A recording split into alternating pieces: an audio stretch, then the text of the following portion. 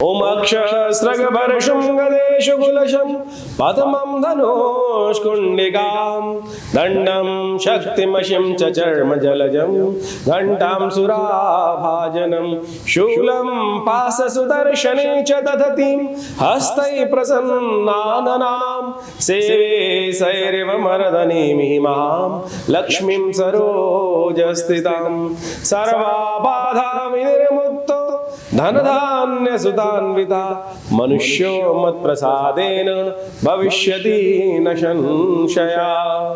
नमस्कार, स्वागत है आपका आचार्य वाणी में। और आज हम उपस्थित हैं आपके समक्ष तुला राशि वालों के लिए सितंबर का मध्यकाल ग्रह नक्षत्रों के दृष्टिकोण से कैसा रहने वाला है। बड़ा इंपॉर्टेंट समय, महत्वपूर्ण समय आरंभ हो रहा है। सितंबर का मध्यकाल जो है, इसमें बड़े दिव्य मुहूर्त रहेंगे। असंभव को संभव बनाने वाला काल रहेगा, ये समझ लीजिए, क्योंकि इसमें महालक्ष्मी व्रतारंभ से के दिन से ही सितंबर का मध्यकाल आरंभ हो रहा है और इसमें कई ग्रहों का परिवर्तन का योग बन रहा है।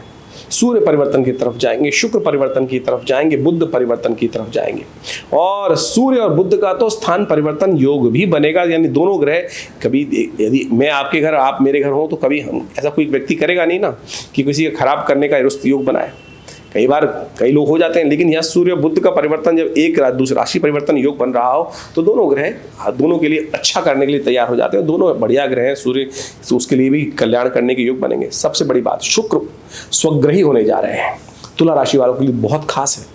तुला राशि के स्वामी हैं शुक्र और वो अपने घर में उपस्थित हो जाएंगे और बहुत शुभ योग बनाएंगे और बहुत इंपॉर्टेंट आपके लिए स्थान उत्पन्न करने के योग बनाएंगे। ग्रहण भी पड़ रहा है इसी मध्यकाल में, ग्रहण में पड़ेगा। विश्व में कई जगहों पर ग्रहण पड़ेगा और ये ग्रहण के 15 दिन बाद फिर दोबारा भी ग्रहण पड़ेगा। तो ये समझ लें, ये जो स्थिति है, ग्रहण वाली स्थिति जिन जिन क्षेत्रों में रहेगा उनके लिए कुछ ना कुछ भयावह स्थिति उत्पन्न करने के योग बनाएगा। विचार करेंगे इस संबंध में, आपके ग्रह क्या कह रहे हैं, आपको सिलसिलेवार तरीके से समझने का प्रयास करना चाहिए। इन सब कुछ चीज़ों को समझते हुए कार्य करने का प्रयास करना चाहिए। 11 तारीख की यदि हम बात करें तो बुधवार का अवसर, 11 सितंबर की हम बात कर रहे हैं, बुधवार का अवसर, अष्टमी तिथि है और धनु राशि में, आपकी राशि से अगली राशि में चंद्रमा जो है सुबह सुबह आपके लिए बहुत सुंदर योग बना रहे हैं। परिवर्तन का योग बनेगा, लेकिन उससे पहले दिन आपके लिए लाभ की स्थिति को उत्पन्न करता दिखाई दे रहा है। आपके लिए पॉजिटिव साइन बनते दिखाई दे रहे हैं। आपकी मेहनत का फल आता दिखाई दे रहा है। केवल माता पिता गुरुजन का आशीर्वाद लेकर जो कार्य करोगे ना तो बहुत सुंदर रहेगा। पंचांग भी समझ लो, पंचांग बहुत जरूरी है। बहुत सारे लोग आज कहते हैं केवल पंचांग ही, अरे पंचांग जानने से तो रास्ता बनेगा, बिना पंचांग जाने क्या रास्ता बनेगा। भारतीय संस्कृति में पंचांग ही सबसे इंपॉर्टेंट बताया गया है। राधाष्टमी है इस दिन, भगवती महाराधा की आराधना करने का सुंदर अवसर है और राधा नाम श्रवण करते ही भगवान कृष्ण अपने आप कृपा प्राप्ति, भगवती कृपा से तो होती ही होती है, लेकिन भगवान की भी कृपा प्राप्त करने का योग बन जाता है। सुंदर तरह से भगवती का आराधना करें और इसी दिन विशेष तौर पर महालक्ष्मी व्रत आरंभ हो रहे हैं। 16 दिन के ये महालक्ष्मी की प्रार्थना करने के अवसर, सुंदर अवसर है। हमने विवेकानंद योगाश्रम में बड़ा सुंदर कार्यक्रम रखा है इसमें, तो आप सब भी पूरे 16 दिन तक महालक्ष्मी को प्रसन्न करने के लिए पूरी विधि हम बताएंगे। अभी आप इस कार्यक्रम में कैसे करना चाहिए, क्या करना चाहिए वो सब समझ लीजिएगा, लेकिन महालक्ष्मी के व्रत आरंभ होने का सुंदर अवसर है। आप इस दिन से महालक्ष्मी का सुंदर पूजन करने का आरंभ करें। देखिए भगवती कृपा अद्भुत रूप से बनेगी। जो अनुष्ठानित तौर पर बिल्कुल शास्त्र विधि के अनुसार से इन 16 दिन श्री सूक्त के नित्यपति पाठ कर लेता है ना, महालक्ष्मी कृपा ऐसा हो ही नहीं सकता ना। अकाट्य सिद्धांत है। चलने का तरीका गलत हो सकता है, लेकिन सिद्धांत ठीक है बिल्कुल। अगर फिनोमेना के तौर पे आपने कार्य किया तो ये असंभव, ऐसा प्रयोग, असंभव प्रयोग है कि अद्भुत से अद्भुत, असंभव से असंभव कार्य को संपादित करने की जैसी इच्छा हो वैसा पूर्ण करने का योग बन सकता है। एक बात और ध्यान रखिएगा, 11 तारीख को और 12 तारीख को ज्येष्ठा और मूल नक्षत्र रहेंगे। तो जो गणमूल के अंतर्गत आते हैं और जिन्होंने इस जातक में जन्म, इस नक्षत्र में जन्म लिया हो और मूल शांति ना हुई हो तो उनको अवश्य करा लेनी चाहिए, नहीं तो जीवन में कष्ट हो जाता है। और जो जातक नए जन्म ले रहे हैं उनको तो अवश्य, उनके माता पिता को ध्यान रखें, मूल शांति अवश्य करा लें। 12 तारीख का अवसर गुरुवार का अवसर और साथ साथ नवमी तिथि है। उस दिन भाद्रपद मास की नवमी तिथि जो बन रही है, ये विशेष तौर पर आपके लिए ग्रह नक्षत्रों का योग बना रही है। वो समझ लीजिए किस प्रकार से आपके लिए अच्छा योग है। आपके कार्यों को आपको सुंदर रूप से करने का प्रयास करना चाहिए। बस समय का दुरुपयोग ना करें, समय का सदुपयोग करने का प्रयास करें। ऐसा ग्रह योग दिखा रहे हैं कि आप समय पर सही कार्यों को करने के लिए उत्पन्न होंगे, लेकिन कहीं ना कहीं थोड़ा थॉट कहीं ना कहीं बदल सकता है, विचार बदल सकता है। विचार को दृढ़ रखते हुए कार्य करें, अपने समय को बेकार कामों में लिप्त ना करें, इस बात का ध्यान रखते हुए कार्य करेंगे तो बहुत अच्छा रहेगा। ग्रह नक्षत्रों के दृष्टिकोण से आपके लिए समय उपयुक्त दिखाई दे रहा है कि पीले रंग का टीका अपने माथे में लगाएं, पीली चीज़ों का दान करें, ये आपके लिए बहुत अच्छा रहेगा। इसको करने का आप प्रयास कीजिए, भगवान की कृपा से रास्ते बन सकते हैं। यदि 13 तारीख की हम बात करें, शुक्रवार दशमी तिथि है और ग्रह नक्षत्रों के दृष्टिकोण से यदि भगवान शिव की आराधना करते हुए कार्य करने का प्रयास करेंगे, शुक्रवार का दिवस है, भगवती महालक्ष्मी की आराधना, महालक्ष्मी के व्रत चल ही रहे हैं, तो ऐसे में कार्य करने का प्रयास कीजिए। ग्रह पूरी तरह से हमें आपके लिए अनुकूल बनते दिखाई दे रहे हैं। केवल बुद्धि से जिद उतारने का प्रयास करें। इन दिनों शनि महाराज जो है ना, वो वक्र अवस्था में बुद्धि में बैठे हुए हैं। वो क्या है, बुद्धि को सही दिशा में चलने नहीं दे रहे हैं। बस थोड़ा सा इस अंधकार को हटाने का प्रयास कीजिए। भगवती की आराधना, भगवती महालक्ष्मी की आराधना, पूरी गौ माता की उपासना कर लो। भगवती महालक्ष्मी को प्रसन्न करने के लिए सबसे श्रेष्ठ उपाय है गौ की उपासना, गौ का पूजन, गौ की सेवा करने का प्रयास कीजिए। देखिए रास्ता बन पाएगा। बहुत सारे लोग एक प्रश्न कर लेते हैं कई बार कि महाराज गौ की सेवा करने के लिए आप कहते हैं हम विदेश में रहते हैं, कहाँ करें गौ सेवा? जहाँ चाहा वहाँ रहा। अरे बहुत सारे ऑर्गेनाइजेशंस हैं जो कार्य कर रहे हैं, गौ सेवा का कार्य कर रहे हैं, जनरल वे में कर रहे हैं, वहाँ अपना सहयोग दे दीजिए। क्या दिक्कत है? आप देखने का प्रयास कीजिए। आश्रम में बहुत गौ सेवाएं होती हैं, आप उसमें सहयोग करने का प्रयास कीजिए। गौ सेवा हो गई, नित्य चाह सोचोगे, पॉजिटिव हो गए तो रास्ता बनना शुरू हो जाएगा। ये आपके लिए अच्छा है। 14 तारीख के दिन बात करें, शनिवार का अवसर, शनिवार के दिन एकादशी का योग बन रहा है और साथ साथ ग्रहों परिवर्तन का योग बना है। सुबह 3 बज के करीब 19 मिनट पर चंद्रमा भी परिवर्तन करने का योग बना लिए और चंद्रमा ये परिवर्तन करके मकर राशि में प्रवेश करते दिखाई दे रहे हैं और मकर राशि में प्रवेश करके आपके लिए सुंदर योग बनेगा। गजकेसरी योग बनता दिखाई दे रहा है। यह आपके लिए ग्रह योग के अनुसार से दिखाई देता है, बहुत सुंदर है। यह आपके लिए आगे बढ़ने का योग प्रशस्त करता दिखाई दे रहा है। आने वाले 2-3 दिन आपके कार्यों में कुछ ना कुछ पॉजिटिव रिजल्ट्स लाने के लिए आपके लिए अच्छा समय दिखाई देता है। कोशिशें करें, श्रद्धा के साथ, विश्वास के साथ काम करने का प्रयास कीजिए। थोड़ा सा यदि विश्वास के साथ जगाने का प्रयास करें। ग्रह बिल्कुल, हवाएं बिल्कुल ठीक चल रही हैं, लेकिन आप अपने आप को ठीक करके नहीं बैठेंगे तो सब हवाएं खराब हो जाएंगी। ये समझे कि मौसम कई बार क्या होता है, बहुत अच्छा होता है, लोग जाते हैं उसमें बजाय अपने आप को मोटिवेट करके सही दिशा में काम करने के, बस थोड़ी देर हवा में घूम कर अरे बड़ा अच्छा हवा है, शरीर को बड़ा सुहा रहा है, इतना ही करके आ जाते हैं। तो हमने आपको बताया एनवायरमेंट, ग्रह मुख्य क्षेत्र क्या करते हैं, दे क्रिएट एन एनवायरमेंट। तो एनवायरमेंट इज वेरी पॉजिटिव, तो आप उसमें चलने का प्रयास कीजिए, बहुत अच्छा है। लेकिन भद्रा का योग है सुबह 9:35 से लेकर रात्रि में 8:41 तक, तो इस बात का ध्यान रखना है। नए कार्यों को आरंभ करने से बचना है, तो इस बात का ध्यान रखें। एकादशी है, भगवान विष्णु की उपासना करें, व्रत करें और ये सुंदर रूप से आपके लिए कल्याण के योग बने। चावल का त्याग करना आपके लिए अच्छा रहेगा, ये बात ध्यान रखें। और इन दिनों शनि महाराज विशेष तौर पर क्या चल रहे हैं, वक्री चल रहे हैं। एक उपाय बता देते हैं शनि के लिए, आप प्रसन्न करने के लिए उपाय करें। शनिवार के दिन एकादशी पड़ रही है, गंगा जल में थोड़ा तिल डालकर उससे भगवान विष्णु का अभिषेक कर लीजिए। शनि का प्रतीक तिल माना जाता है, भगवान विष्णु से ही उत्पन्न हुआ है, लेकिन शनि के तमाम प्रयोगों में विशेष तौर पर उनको ठीक करने के लिए तिल का प्रयोग बहुत सुंदर होता है। तो भगवान विष्णु का अभिषेक करके उसका जल ग्रहण करें, देखिए आपकी बहुत सारी शारीरिक समस्याएं भी ठीक होगी। जो तिल है वो उसके अंदर एंटीऑक्सीडेंट प्रॉपर्टीज़ बहुत अच्छी होती हैं और बहुत अच्छे विटामिन होते हैं और कई प्रकार के रास्ते आरोग्यता को प्रदान करने के लिए बड़ा सुंदर माना जाता है। भगवान के यदि उनको स्नान कराने के बाद चरणामृत के रूप में उसको ग्रहण करेंगे ना, तो ये आपके लिए और उपयुक्त होगा, बहुत अच्छा होगा। अकाल मृत्यु हरणम सर्वव्याधि विनाशनम विष्णु पादोत्कम पित्वा पुनर्जन्म विद्यते, इससे बढ़िया क्या चीज़ हो सकती है। बात कर लेते हैं 15 तारीख की। 15 तारीख रविवार का अवसर, द्वादशी तिथि है और उस दिन बड़ा सुंदर ग्रहों का योग बन रहा है। दिग्गज केसरी योग तो पहले से ही बना हुआ है। बृहस्पति महाराज आपकी अष्टम भाव में बैठकर, चंद्रमा जो है आपके चतुर्थ भाव में बैठकर पूर्ण दृष्टि बृहस्पति की पड़ रही है और ये आपके लिए सुख देने के कहीं ना कहीं योग बना रहा है, कहीं ना कहीं क्रिया विक्रिय होने के योग बना रहा है। थोड़े खर्चे हो सकते हैं लेकिन रिजल्ट पॉजिटिविटी में बढ़ते दिखाई दे रहे हैं, यानी एनवायरमेंट पूरी तरह से बढ़िया बनता दिखाई दे रहा है। बस एक समस्या ये है कि बुध जो है वो विशेष तौर पर अस्त होने के योग बना रहे हैं। बुध का अस्त होना ये एक समस्या का कारण है। बुध महाराज जो है, जो सूर्य की राशि में चल रहे हैं और सूर्य परिवर्तन की तरफ जा रहे हैं, तो थोड़ा सा समस्याएं उत्पन्न कर सकते हैं। बुध को शक्ति देने की बहुत जरूरत है। बुध एकादशवें भाव में बैठे हुए आपकी राशि में अस्त जो होने का योग बना रहे हैं, ये आपको थोड़ा ध्यान रखने वाली योग है। तो आप हो सके तो गाय को पालक खिलाने का प्रयास करें, हरी चीज़ों का दान करने का प्रयास करें और सबसे बढ़िया बहन की सेवा, बहन का से प्यार से बात करने का प्रयास करें। और मुख से एक बात और ध्यान रखें, बुद्ध को ठीक करना हो ना, जब बुद्ध खराब हो जाए तो एक बात ध्यान रखें, मुख से अपशब्द बहुत निकलने लगते हैं और जितने अपशब्द निकलेंगे बुद्ध उतना खराब हो जाएगा। ये सुंदर तरीके से मान लीजिए सिद्धांतिक तौर पर। तो यदि इसको ठीक कर लिया तो बहुत अच्छा हुआ। देखिए इस बार बड़ा सुंदर योग भी बन रहा है। रवि प्रदोष का, बुद्ध अस्त हो रहे हैं और दूसरी तरफ रवि प्रदोष का योग बन गया है। रवि प्रदोष यानी आपकी कीर्ति, जब यदि सूर्य खराब चल रहे हो, कीर्ति सर रास्ता योग ना बन रहा हो, तो कीर्ति देने के लिए सबसे श्रेष्ठ कार्य करें कि भगवान शंकर की उपासना, भगवान शंकर का अभिषेक यदि विशेष तौर पर करने का प्रयास करें। बिल्वपत्र शाम के समय भगवान शंकर का रुद्राभिषेक करते हुए उन पर बिल्वपत्र अर्पित किए जाए और तो रवि प्रदोष का पूर्ण फल आपको प्राप्त होगा। 16 तारीख की बात कर लेते हैं। सोमवार का अवसर और साथ साथ त्रयोदशी उदय तिथि के रूप में विद्यमान है और उस दिन 2 ग्रहों का परिवर्तन का योग बन रहा है। सुबह 5:40 पर चंद्रमा परिवर्तित होकर आपके सूर्य के शनि के साथ विराजमान हो जाएंगे कुंभ राशि में, और साथ साथ उस दिन कन्या राशि में सूर्य भी प्रवेश कर रहे हैं। आपके 11वें भाव में जब चले जाएंगे तो ये सूर्य 12वें भाव में चले जाएंगे, तो ये आपके लिए थोड़ी महत्वाकांक्षा बढ़ाने के योग बना सकते हैं। तो ध्यान रखिएगा, जो भी कार्य कर रहे हैं, देखिए बुद्ध महाराज जो है वो विशेष तौर पर हो गए हैं अस्त, और बुद्ध का अस्त होना और साथ साथ सूर्य का राशि परिवर्तन करके 12वें भाव में जाना, ये थोड़ी समस्याओं का कारण बनता दिखाई दे रहा है। यानी थोड़ा सा भी कहीं रिस्क लेंगे ना तो समझ लीजिए आप, रिस्क आपके लिए भारी पड़ सकता है। महत्वाकांक्षा बहुत ज़्यादा ना बढ़ाने का प्रयास करें। कोई भी गलत तरह के ऐसा धंधा जिसमें बहुत रिस्क वाला काम हो, कोई उम्मीद से ज़्यादा बाहर लगा के काम करना, दाव पे लगाना, ये सारी चीज़ें नुकसान दे सकती है। हम अलग से वीडियो बनाएंगे सूर्य के ऊपर आपकी राशि के अनुसार से, आप समझ लीजिएगा। तो तुला राशि वालों, ये आपको समझते हुए कार्य करने की ज़रूरत है, क्या कुछ होने के योग है। 17 तारीख की हम बात कर लेते हैं। 17 तारीख मंगलवार का अवसर है, चतुर्दशी तिथि है, अनंत चतुर्दशी का योग है और उस दिन श्राद्ध भी आरंभ हो रहे हैं। साथ साथ ग्रह नक्षत्रों के दृष्टिकोण से समझा जाए तो आप मस्त होकर काम करने का प्रयास कीजिए। ये सबसे बड़ी समझ लीजिए सिद्धांत क्या है।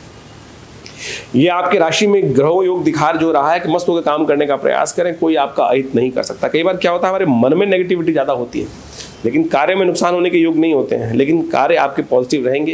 यूटिलाइज करने का आप प्रयास कीजिए समय। अनंत चतुर्दशी का सुंदर अवसर है, सत्यव्रत भी इस दिन होगा और श्राद्ध भी, यानी पूर्णिमा का श्राद्ध इसी दिन किया जाए, क्योंकि अगले दिन पूर्णिमा थोड़ी देर के लिए रहेगी।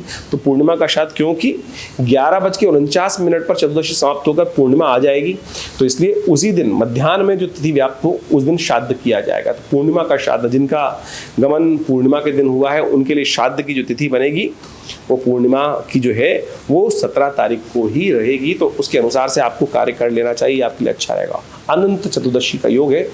अनंत चतुर्दशी का मतलब होता है कि जो भी काम करेंगे उसका अनंत फल प्राप्त होगा और पुण्य कार्य करने का प्रयास करें। गलत करोगे, चोरी करोगे, उल्टे सीधे काम करोगे, किसी का मन दुखाने का प्रयास करोगे तो उसका भी जो पाप लगेगा वो भी अनंत लगेगा। तो इसलिए शुभ कार्य करने का प्रयास करें। भगवान गणेश की सुंदर उपासना करने का माहौल है, उनकी विसर्जन करने का दिन भी यही माना जाता है। भगवान विष्णु की उपासना करने का सुंदर दिवस माना जाता है। अन्य श्रद्धा से भगवान की प्रार्थना करके कार्य करेंगे तो सब शुभ होने के योग बनेंगे।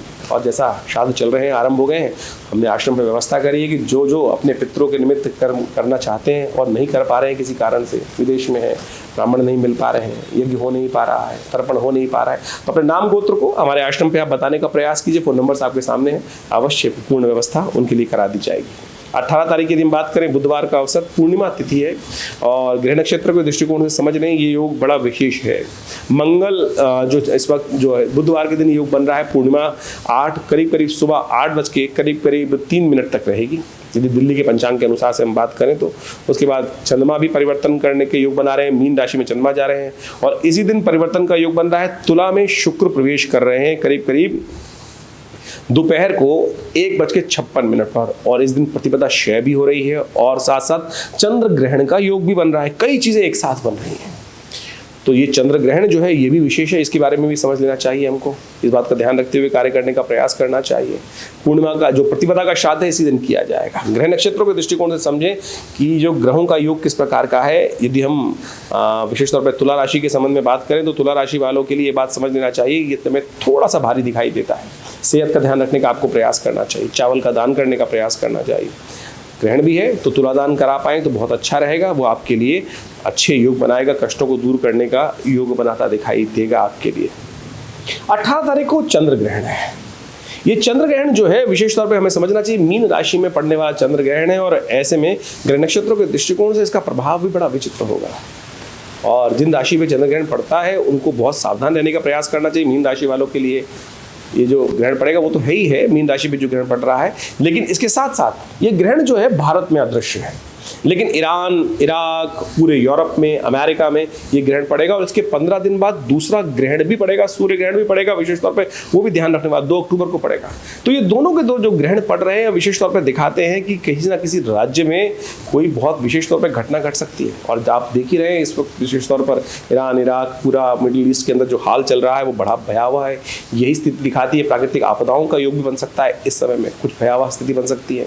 तो जो भी कार्य कर रहे हैं हम सावधानी से कार्य करने का प्रयास करें। ग्रह नक्षत्र दिखाते हैं कि रेल इत्यादि की, वायु इत्यादि की दुर्घटनाएं होने के योग भी दिखाई देते हैं। उठापटक का माहौल रहेगा, लेकिन भारत में ये ग्रहण अदृश्य है तो इसके लिए ज़्यादा चिंता की ज़रूरत है नहीं। लेकिन यूरोप इत्यादि, अमेरिका इत्यादि में 2 ग्रहण पूरे मिडिल ईस्ट में जो पड़ रहे हैं 15 दिनों के अंदर में, ये स्थिति अच्छी नहीं दिखाई देता और वहाँ पर कहीं ना कहीं कई क्षेत्रों में के लिए, राजाओं के लिए, कई क्षेत्रों में लोगों के लिए, वहाँ निवास करने वाले लोगों के लिए भारी रहेगा। तो आप अपने विशेष तौर पर कुछ उपाय अवश्य करने का प्रयास करें जो ग्रह नक्षत्रों के दृष्टिकोण से आपके लिए बहुत जरूरी रहेगा। इन सब चीज़ों को समझते हुए कार्य करेंगे तो आपके लिए अच्छा रहेगा। 19 तारीख की यदि हम बात करें, 19 सितंबर के बारे में, तो बृहस्पतिवार का अवसर और इस दिन द्वितीया तिथि है, क्योंकि प्रतिपदा क्षय हो गई थी। पूर्णिमा के अगले दिन थोड़ी देर रहने के बाद द्वितीया प्रतिपदा क्षय हो गई, द्वितीया आ गई और द्वितीया का श्राद्ध भी इस दिन किया जाएगा, यानी 19 तारीख को द्वितीया का श्राद्ध रहेगा। दूज का जो श्राद्ध रहेगा ग्रह नक्षत्र के दृष्टिकोण से हमें समझना चाहिए। आपके ग्रह नक्षत्र थोड़े से भारी दिखाई देते हैं, स्वास्थ्य का ध्यान रखते हुए कार्य करने की जरूरत है, तो आपके लिए अच्छा रहेगा और वो आपको ध्यान रखते हुए कार्य करना चाहिए। अननेसेसरी खर्चों से बचना चाहिए। राहु और गोचर में जिस प्रकार चंद्रमा की युति होकर ग्रह नक्षत्रों का योग बन रहा है, ये थोड़ा सा कहीं ना कहीं मन को, थोड़ा आपको ध्यान रखते हुए कार्य करना है। मंगल की युति जिस प्रकार से बृहस्पति जो चल रही है इस वक्त भाग्यस्थान में, वो आपके लिए अच्छा बनता दिखाई दे रहा है ग्रह नक्षत्रों के दृष्टिकोण से, लेकिन थोड़ा सा मन में कहीं ना कहीं उदासीनता परेशान करती दिखाई देगी। और ऐसे में सबसे श्रेष्ठ है कि अपने पितरों के निमित्त अवश्य तर्पण करना चाहिए आपको, वो आपके लिए सब प्रकार से मनोमस्तिष्क को भी ठीक करने वाला रहेगा। चावल का दान, दूध का दान और ये सब चीज़ें अच्छी हैं, आपके लिए करना चाहिए। 20 तारीख की हम बात करें, शुक्रवार का अवसर और तृतीया तिथि है, तृतीया का श्राद्ध उस दिन रहेगा। साथ साथ भद्रा का योग भी दिखाई दे रहा है, जो करीब करीब सुबह 10:57 से लेकर रात्रि में करीब करीब 9 बजे, 9:15 बजे तक रहेगा। इस दिन चंद्रमा परिवर्तन के योग बना रहे हैं। मेष राशि में सुबह 5:14 पर ये परिवर्तन करने के योग बनाएंगे और ये आपके लिए अच्छा नया उम्मीद, नया कुछ ना कुछ प्रभाव उत्पन्न करने के योग बनाएंगे। मनोमस्तिष्क में पॉजिटिविटी रहेगी, जो कुछ दिन से थोड़ा सा नेगेटिव जा रहा था, थोड़ी सी इमोशनल सैडनेस थी और उसमें इंप्रूवमेंट का योग चंद्रमा यहाँ अद्भुत रूप से बनाता दिखाई दे रहा है। शुक्रवार का अवसर है, महालक्ष्मी के व्रत चल रहे हैं, तो आप श्रद्धा के साथ भगवती की उपासना अवश्य करने का प्रयास कीजिए। महालक्ष्मी का व्रत संपूर्ण मनोरथों को सिद्ध करने वाला है। कहा जाता है कि महालक्ष्मी का व्रत यदि ढंग से, केवल व्रत नहीं, व्रत तो केवल हम समझ लेते हैं, व्रत का वास्तविक अर्थ होता है उपवास। उपवास यानी व्रत तो खाली भूख हड़ताल के रूप में हमने उपस्थित कर लिया है, खाना नहीं खाना है, बस यही व्रत कर लेते हैं, ऐसा नहीं है। आप समझे यदि आप खाना ना खाएं और भूखे बैठे रहें तो माता पिता प्रसन्न होंगे या उनका खून जलेगा, इस बात का ध्यान रखें। तो व्रत का अर्थ कुछ और है। व्रत का अर्थ है उपवास, यानी जहाँ रह रहे हैं उससे हटे कहीं ऊपर चले। तो भगवती का के निमित्त ये वास किए व्रत करने का जो है विषय है वो वास्तविक तौर पर उपवास है। माँ भगवती के सानिध्य में जाकर 16 दिन तक नित्य प्रति उनका जप, मंत्र जप, यज्ञ इत्यादि करने से जो हम विधि बताने जा रहे हैं आपको उसको समझ लीजिए, देखिए कैसे न कृपा हो, फिर हम गारंटी देंगे आपके लिए बिल्कुल अवश्य कृपा हो, अवश्य रास्ता बनेगा। विधि विदुशास्त्र में वर्णित है का बिल्कुल संपादित सही रूप से करेंगे तो मनोकामना सिद्धि का योग बन ही जाएगा। तो इन दिनों महालक्ष्मी के जो व्रत चल रहे हैं वो अपने आप में बड़े अद्भुत हैं। कहा जाता है कि इन महालक्ष्मी के व्रतों में जो भगवती महालक्ष्मी की आराधना कर लेता है, लेकिन एक बात समझें, केवल व्रत नहीं है, विधान है पूरा। श्री सूक्त के अंदर भगवती को, महालक्ष्मी को प्रसन्न करने के लिए, जिसको महालक्ष्मी उपनिषद के अंतर्गत भगवती की आराधना करने का ऋग्वेद के अंदर बताया गया है, वह 16 मंत्र, 16 विधियां उपस्थित की गई हैं बड़ी श्रद्धा के साथ। यदि इन 16 दिनों में आप भगवती महालक्ष्मी की आराधना, जिसके बारे में हमने आपको बताया कि जो महालक्ष्मी के व्रत आरंभ होते हैं, आमतौर पर बाह्य कृत्य तो बहुत सारे कर लेते हैं, व्रत कर लेंगे और पता नहीं 16 जो गांठों वाली माला भी धारण कर लेंगे, लेकिन जो वास्तविक विधि है मंत्र जप और यज्ञ भगवती की प्रसन्नता के लिए, वो नहीं हो पाता है। और हम सत्य माने आपको हम बताएं कि अद्भुत है महालक्ष्मी की जो व्रत है। कहा जाता है कि महालक्ष्मी के व्रत इन 16 दिनों में जो करते हैं और श्री सूक्त का पाठ नित्य प्रति करते हैं, भगवती महालक्ष्मी उन पर अद्भुत कृपा करती हैं, प्रसन्न करती हैं। शास्त्र में कथा आई है, आपने भगवान विष्णु की मूर्ति देखी होगी। भगवान विष्णु की मूर्ति, जितनी भी मूर्ति देखी जाती हैं, उनके अंदर उनके हृदय पर एक भृगु पद चिन्ह उपस्थित होता है, यानी महाराज भृगु का पैर का चिन्ह भगवान विष्णु की छाती पर उपस्थित होता है। कहा जाता है कि भगवान विष्णु एक बार शेष विश्राम कर रहे थे, शेषशैया पर विश्राम करते हुए महाराज भृगु वहाँ पहुँचे और भृगु महाराज की इच्छा थी भगवान के दर्शन करें। भक्त की इच्छा यदि भगवान के प्रति दर्शन करने की हो और भगवान के दर्शन ऐसे कैसे हो सकता है उनको ना हो, तो कहा जाता है महाराज भृगु पहुँचे जब क्षीर सागर के अंदर, तो भगवान विष्णु शेषशैया पर विश्राम कर रहे थे। जब भृगु के पहुँचने पर भगवान उठे नहीं तो भृगु बड़े रुष्ट हुए, बोले महाराज लगा कि भक्त आया और भगवान विश्राम कर रहे हैं। भगवान योग निद्रा में थे और कहा जाता है कि योग निद्रा वो चीज़ है कि जिससे निकलने के लिए भगवती स्वयं प्रेरणा देती हैं भगवान को उनके नेत्रों में जाकर, तो उससे बाहर लाने के लिए भगवती की प्रेरणा उस वक्त थी नहीं। तो कहा जाता है भृगु ने, महाराज ने भगवान के हृदय पर आघात किया, पैर उनमें रखा छाती पर। भगवान तत्काल उठे और महाराज आप मेरी दृष्टता क्षमा करें। महाराज भृगु आए और भक्त आया और भगवान सोते रहे। तो भगवान ने तत्काल महाराज भृगु को प्रसन्न किया और कहा महाराज मेरे लायक जो आज्ञा हो बताएं आप। तो भगवान भृगु महाराज के साथ जो भी वार्तालाप भगवान की हुई, लेकिन भगवती वहीं भगवान के पास विराजमान थी। उन्होंने महाराज भृगु से कहा कि महाराज भृगु आपने भगवान का अपमान किया और तो मैं आपको श्राप देती हूँ कि आज के बाद मैं ब्राह्मणों के पास नहीं जाऊँगी, आपके पास नहीं जाऊँगी, आपके पास ऊपर हमारी कृपा नहीं होगी। तो महाराज भृगु ने भगवती के समक्ष बड़े अनुग्रह विनिग्रह साथ प्रार्थना की कि माँ भगवती ये तो मेरा और भगवान विष्णु का प्रेम था कि जिसको इस लीला के रूप में यहाँ उपस्थित किया गया, लेकिन आपने जो शाप दिया मैं उसको स्वीकार करता हूँ, लेकिन मैं ऐसे मंत्रों का सृजन करता हूँ कि जो इन मंत्रों का जप करेगा, ब्राह्मण क्या कोई भी वर्ण का व्यक्ति उसको जप करेगा, आपको उनके पास जाने के लिए बाध्य होना पड़ेगा। ये 16 जो दिन है उपासना करने के, उन्हीं मंत्रों की उपासना करने का दिन है। वो इस प्रकार से मंत्र है, ओम हिरण्यवर्णाम हरणिम सुवर्ण रजस्रजाम चंद्राम हिरण्यमयीं लक्ष्मीं जातवेदो माव ताम माव जातवेदो लक्ष्मी मनपगामिनीं यस्याम हिरण्यम विंदेयम गामेश्वरम पुरुषानम। ये 16 मंत्र हैं पूरी तरह से। यदि नित्य प्रति इनका इन 16 दिनों में जप किया जाए तो चमत्कार ऐसा हो नहीं सकता कि उपस्थित ना हो। हमने नित्य प्रति अपने विवेकानंद योगाश्रम में इन 16 दिवस में महायज्ञ महालक्ष्मी का रखा हुआ है। आप भी इसमें सम्मिलित होकर माँ भगवती कृपा प्राप्त करने के लिए, जो कहते हैं ना कि भगवती कृपा प्राप्त नहीं होती, विधि नहीं जानते हैं। यदि विधि जाने तो माँ भगवती बाध्य हैं इन मंत्रों के माध्यम से कृपा करने के लिए। तो इसलिए यदि इन मंत्रों के उपस्थित होते हुए भी आज समाज कहे कि भगवान की कृपा प्राप्त होती नहीं है, बिल्कुल होती है, करने वाले नहीं होते हैं। हमने हज़ारों लोगों पर, हज़ारों लोगों के माध्यम से हज़ारों बार इस प्रयोग को करके देखा है। भगवती महालक्ष्मी की अद्भुत कृपा प्राप्त करने का रास्ता अद्भुत रूप से बनता है। तो बड़ी श्रद्धा के साथ इन महालक्ष्मी के व्रतों में भगवान भगवती की आराधना करने का आपको प्रयास करना चाहिए। इसके साथ साथ श्राद्ध भी आरंभ हो रहे हैं। इस अभी बहुत श्राद्ध भी अद्भुत चीज़ है। हमारे जीवन में कर्मानुसार हमें कई प्रकार के कर्म करने होते हैं, कई प्रकार के ऋण होते हैं, देव ऋण, पितृ ऋण, मनुष्य ऋण, कई प्रकार के व्यक्तियों को कार्य करना होता है उन सबको निवृत्ति करने के लिए। आमतौर पे लोग कह देते हैं पितृ दोष है आपकी कुंडली के अंदर। दोष नहीं होता, ऋण होता है। दोष नाम की चीज़, पितृ दोष जैसी कोई चीज़ शायद, पितृ आप रुष्ट हो सकते हैं पितरों से, पितृ आपसे रुष्ट कभी नहीं होंगे। हाँ, ऋण होता है जो आपने उतारा नहीं तो सिर पे चढ़ता जाता है, भार, कर्म का भार जो चढ़ता जाता है, दुष्कर्म का भार चढ़ता जाता है, वो आपको परेशान करता है, कष्ट करता है। किसी के माता पिता किसी से रुष्ट कैसे हो सकते हैं? वो तो संसार के विपरीत जाने पर भी हमारे माता पिता हमसे कभी रुष्ट नहीं होंगे, इस बात का हमको ध्यान रखना चाहिए। लेकिन ऋण आप नहीं उतारेंगे तो फिर वो आपको जो कहा जाता है चक्रवर्ती ब्याज के तौर पर परेशान करता रहेगा। इस बात का हमें समझना चाहिए। और निवृत्ति के लिए क्या रास्ता अपनाया जाए? अरे सबसे बढ़िया है श्राद्धों में अवश्य, बड़ी अजीब अजीब परिपाटियाँ हैं। लोगों ने ऐसा व्यवस्था बना दी है कि श्राद्धों के अंदर किसको श्राद्ध करना चाहिए, अरे किसको नहीं श्राद्ध करना चाहिए। अरे हर व्यक्ति को श्राद्ध करना चाहिए, क्या छोटा क्या बड़ा, क्या स्त्री क्या पुरुष। जी हाँ, आज तो बड़ी विचित्र व्यवस्था ही है बन गई है कि बड़े भाई साहब करेंगे, छोटे भाई करते ही नहीं हैं, या वो कर लेंगे हमने नहीं किया। स्त्री कहती है कि पुरुष कर लेंगे हमने नहीं किया। अरे शास्त्र, पिता माता जो पितृ थे वो सबके हैं, ये सबको करने का अधिकार है, सबको करना चाहिए नित्य प्रति। और उसमें कोई बहुत बड़ी परिपाटी नहीं है, हजारों रुपए खर्च होंगे कुछ नहीं। श्रद्धा का समर्पण है, श्रद्धा, श्राद्ध का मतलब ही श्रद्धा का समर्पण है खाली। श्राद्ध श्रद्धा से ही बना है ना, तो श्रद्धा का समर्पण है।